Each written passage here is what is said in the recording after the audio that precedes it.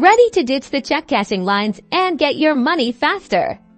Let's walk through setting up direct deposit with Go2Bank, ensuring you get paid automatically. First, unlock your phone and tap on the Go2Bank app icon to open the app. Once you're logged in, look for the Move Money option on the home screen and tap it.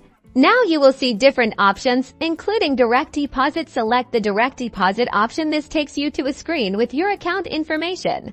On this screen, you'll find two crucial pieces of information: your Go2Bank routing number and your account number. These are like the address and apartment number for your bank account. You'll need both of those. Now contact your employer's payroll department or the government agency distributing your benefits to get their direct deposit enrollment form or online portal link. Let them know you want to enroll in direct deposit. Fill out the form or online fields carefully, making sure to enter both your Go2Bank routing number and account number exactly as they appear in the app. Double-check everything to avoid any delays. Submit the completed form or online information. Most direct deposits take 1 to 2 pay cycles to kick in, so be patient. After that, you'll receive your paychecks or benefits directly into your Go2Bank account. It is that simple. Don't forget to like and subscribe for more helpful Go2Bank tips and tricks.